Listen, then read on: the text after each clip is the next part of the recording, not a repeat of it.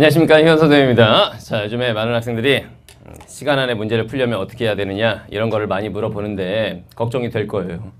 9월 평가원에서 약간 신유형 섞이고 이러면서 지문이 길죠?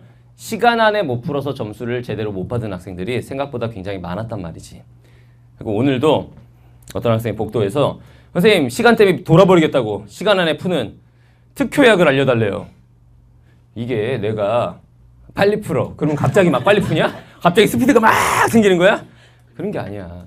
사실은 공부하는 과정이 탄탄하게 잡혀 있었어야 시간 안에 푸는 어떤 실력이 완성이 되는 건데 그래도 여러분들은 일단 마음이 급하잖아요. 시험 현장에서 써먹을 수 있는 팁 몇 가지라도 알려달라는 거지 여러분들 생각이. 그죠? 그 마음이 그렇기 때문에 선생님이 시간 안에 문제를 풀려면은 최소한 이런 식의 어떤 문제 푸는 규칙 이런 것들은 좀 지켜야겠다. 이런 것들에 대해서 얘기를 하도록 하겠습니다. 자, 시간 단축 비법 여러분들도 잘 써놓고 이거를 지키도록 하세요. 알겠죠? 일단 전체적인 큰 틀에서 한 3가지 정도를 알려주겠습니다. 그리고 이제 영역별로 들어가서 세부적으로 화법에서 시간 줄이려면 이렇게까지 알려드리도록 하겠어요. 대신 이걸 잘 들으면은 어떻게 해야 돼? 해야 돼. 저희가 문제 푸는 과정에서 이제 적용을 해야 됩니다. 알겠죠? 9월에 시간 부족했지? 얼마나 못 풀었어요? 한 지문 다. 한 지문 통으로 날렸어? 마지막 지문? 아니 그 비문학 마지막. 아, 중간에 비문학 6문제짜리? 아니요 비문 맨 마지막 지문. 그러면 4문제? 네, 그 정도 날렸어요? 시간에 풀었어요? 뭐 풀었죠? 얼마나? 2지문. 좋다고 2지문. 한 10문제 날렸네요. 잘했네. 덕후, 9월에는 시간 안에 풀었는가? 시간 안에 풀었는데 막 급하게 풀어가지고. 아, 급하게 푸느라고 점수가 많이 안 나왔구나. 자, 한번 보겠습니다. 일단 첫 번째 필요한 게 뭐냐면은 시험장에서 완벽을 추구하면 될까요? 안 될까요? 안 돼요. 완벽을 추구하지 말라. 이게 무슨 말이냐? 완벽하게 아예 시험지를 씹어 먹으려는 애들이 있습니다. 다시 말하면은 일치 문제야. 내 지문 어느 부분에서 답의 근거를 봤어?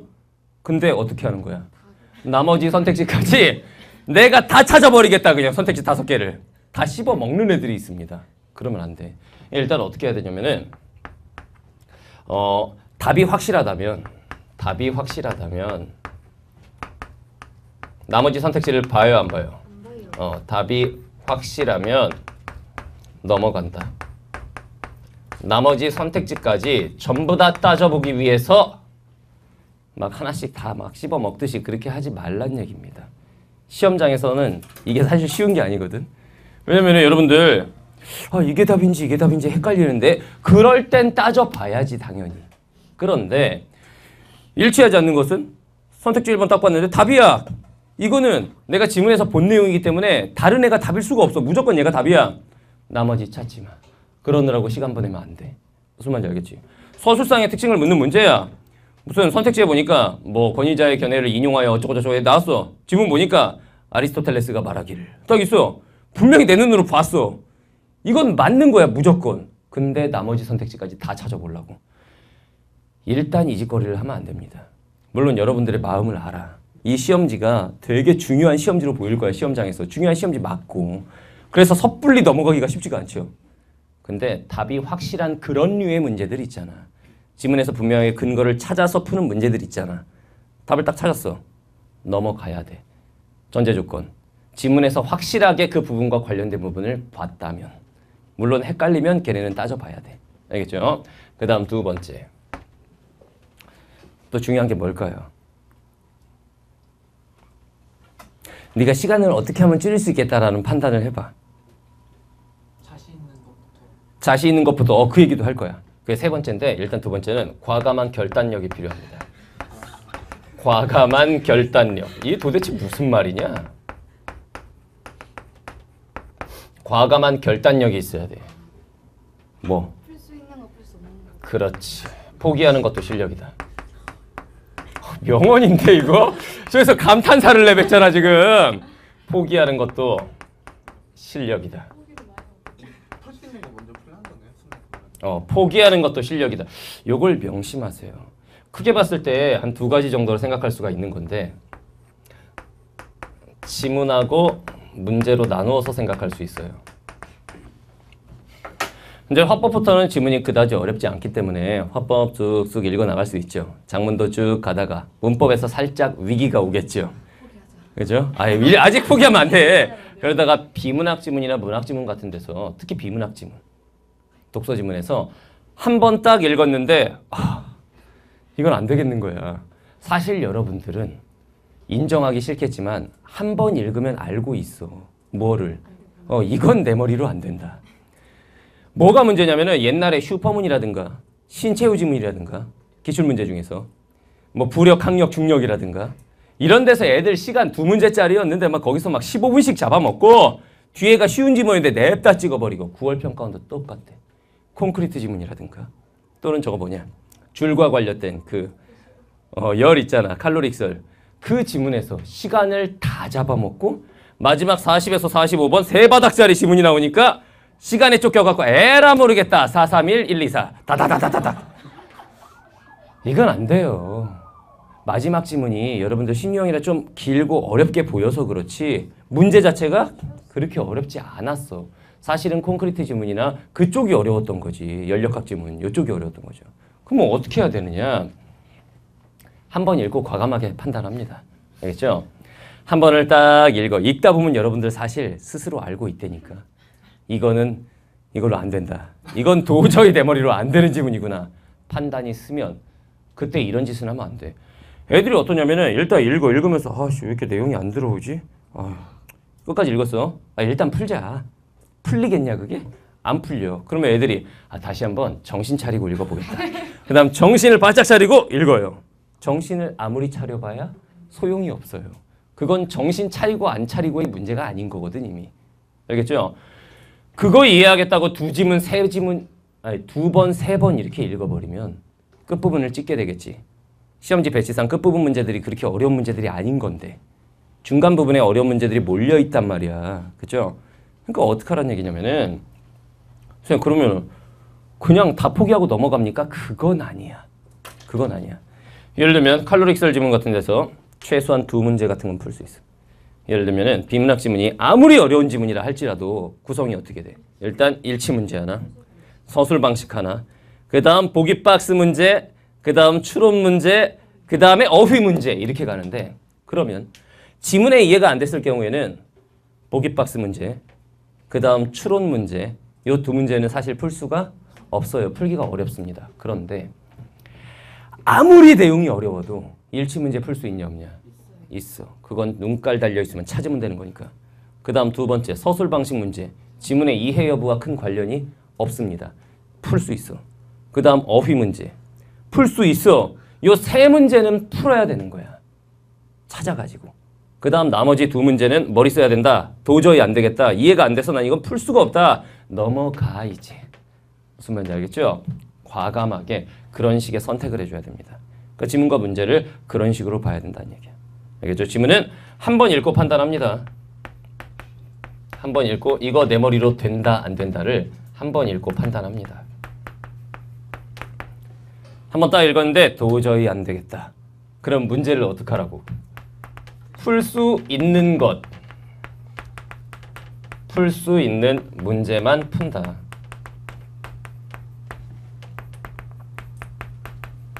이게 어떤 의미인지 알겠지? 이렇게 가야 돼. 진짜 어려운 문제는 그 문제를 시간 투자를 좀 더 한다고 맞추는 게 아니야.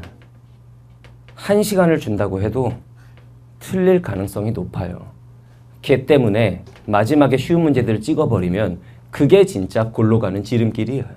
무슨 말인지 알겠죠? 요거 명심하시라. 알겠죠? 그 다음 3번째가 뭐라고? 문제 푸는 순서 시간 분배 전략이야. 시간 분배 전략. 요게 중요한 건데 애들마다 이런 전략을 세웁니다. 저는 20분 지나고 시계 한 번, 20분 지나고 시계 한 번, 20분 지나고 시계 한 번 이렇게 하겠습니다. 해봐. 어디 그게 맘대로 되나. 또는 애들은 이런 걸 많이 물어보거든. 선생님 화작문까지 몇 분 안에 끊어야 됩니까? 비문학은 몇 분 안에 끊어야 하죠? 문학은 몇 분 안에 끊어야 좋습니까?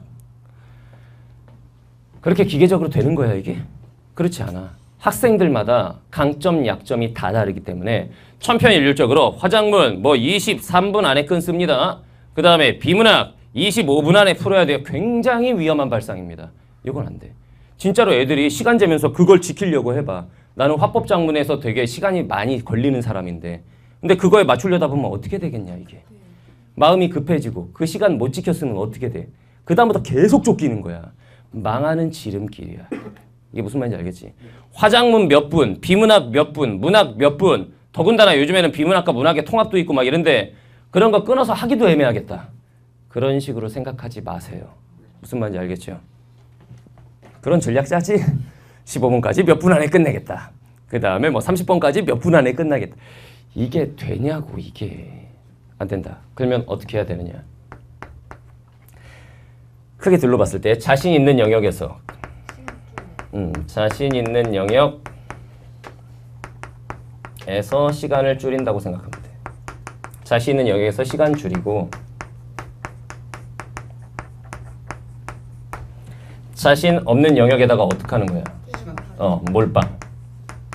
자신 없는 영역에서 시간이 좀 늦춰져도 됩니다. 영역에 몰빵한다. 무슨 말인지 알겠지? 보통 어디서 시간 줄여요? 그렇지. 얘는 좀 특이한 경우입니다. 얘는 문법에서 시간을 줄인대요. 문법 다른 애들 보통 한 5문제가 한 8분에서 9분.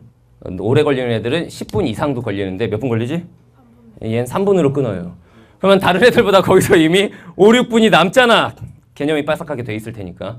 그러면 그 시간을 어디다 때려박아 본인은? 비문학 어디? 기술 지문에다가 몰빵. 무슨 말인지 알겠지? 평소에 이런 연습을 많이 하거든 애들이. 비문학 지문. 시간을 재고 풀겠다. 한 지문을 푸는데 네 문제니까 6분! 이게 습관된 애들은 한 지문당 6분 안에 못 끊어버리면은 그러면 걔네들은 이제 계속 불안합니다. 국어 영역은 심리적인 영향이 굉장히 커요. 한 번 불안이 엄습하기 시작하면은 그 다음부터 망하는 거야. 이거 무슨 말인지 알겠지? 이게 되게 중요한 말이야. 그렇기 때문에 한 지문당 몇 분, 한 지문당 몇 분 그런 게 아니야. 예를 들면 사회 지문 같은 게 나왔는데 문제가 좀 쉬워. 비문학 지문인데 네 문제 딸려 있는데 좀 빨리 풀었어. 한 5분 이렇게도 풀 수 있거든. 쉬운 지문들은. 그런데 어떤 지문은 과학 지문인데 네 문제야. 여기다가 한 10분, 11분 폭격해도 된다는 얘기야. 대신 어떻게 했어야 돼? 딴 데서 시간을 땡겼어야 돼. 무슨 말인지 알겠죠? 문학에서 땡긴다든가 화법이나 작문에서 땡긴다든가 얘처럼 문법에서 땡긴다든가 해가지고 본인이 약한 부분에다가 폭격하는 거야. 그냥 시간을. 그래야 고득점이 나와. 그냥 골고루 시간 배분을 해서는 고득점이 나올 수가 없는 거야. 이게. 내가 줄일 수 있는 파트에서 줄이고 그 다음 내가 약하다, 좀 어렵다 거기다가 다 때려박는 거야. 남은 시간을. 그래서 어떤 지문은 3분 만에도 풀고 어떤 지문은 13분 걸려도 된다는 얘기야. 다만 전체적으로 봤을 때 이게 80분 안에 끝나주면 된다는 얘기지. 무슨 말인지 알겠죠? 어디서 줄여요? 문학에서 좀 줄여요 시간을? 어디다 때려박아? 비문학 인문지문에다 폭격해요? 그렇지. 이런 식으로 선생님 제자들은 습관이 돼 있는데 그게 그렇게 되어야 한다. 여러분들은 선생님이 수업 시간에 절대로 뭐 화작문 몇 분, 비문학 몇 분 이렇게 풀지 말라고 그랬죠. 한 지문당 몇 분 안에 꼭 끝내야 된다 이런 얘기 하지 않았지. 그런 건 없다고 생각하면 됩니다. 남은 시간 동안 이 세 가지 연습 많이 하세요.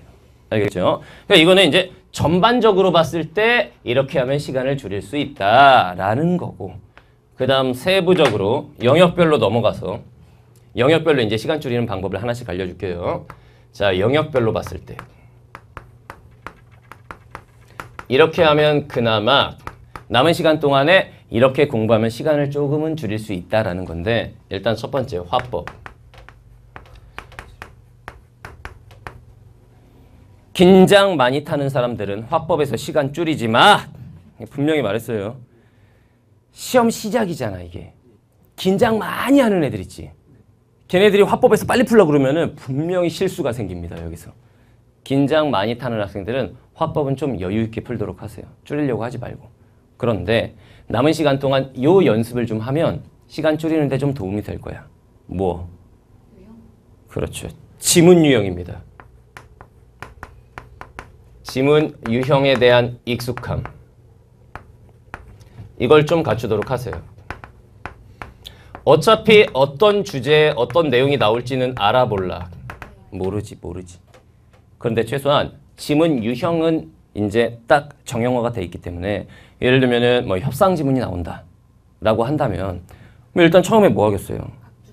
각자의 입장을 밝힌다. 그 다음에는 서로 차이점에 대해서 얘기를 하고 그 다음에 대안 제시를 하겠지.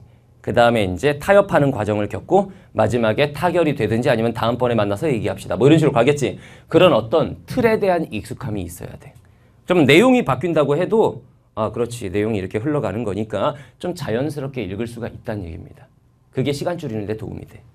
지문 유형에 대한 익숙함. 무슨 말인지 알겠죠?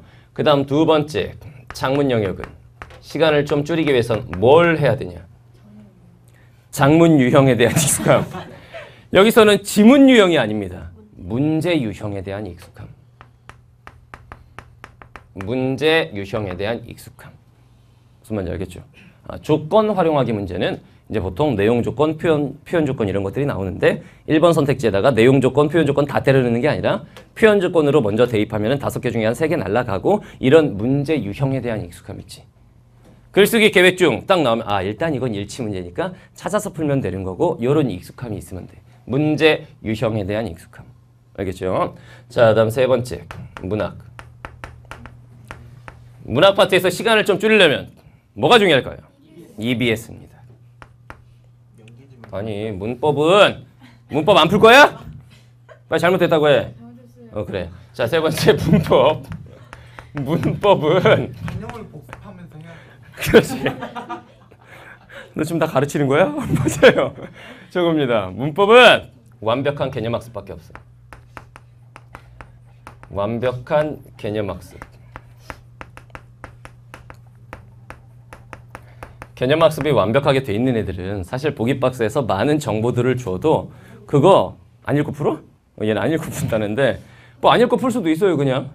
예를 들면 보기박스에 의문의 변동 중에서 비음화란 어쩌고저쩌고 유음화란 어쩌고저쩌고 니은 첨가 일어난 조건은 어쩌고 난 공부가 다 돼 있다. 바로 그냥 선택지로 날아가서 풀 수도 있는 거지.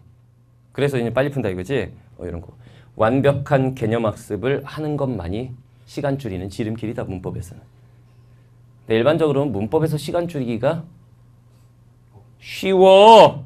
공부를 열심히 안 해서 그렇죠 여러분들이. 문법이 빠삭한 애들. 선생님 같은 경우에도 화법 작문이 더 걸려 문제 풀 때 시간이 훨씬 더 걸려. 너도 그러니?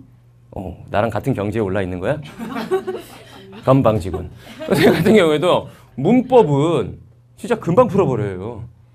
진짜로 금방 풀어. 초치기에 그냥 딱 보고 오케이 5번 자 3번 다다닥 이렇게 가는데 물론 신유형 문법 문제 빼고 신유형은 선생님도 좀 읽어보면서 해야 되니까 그러니까 여러분들도 할 수 있어. 그냥 문법은 쓰는 국어 유일하게 시험 범위가 정해져 있습니다.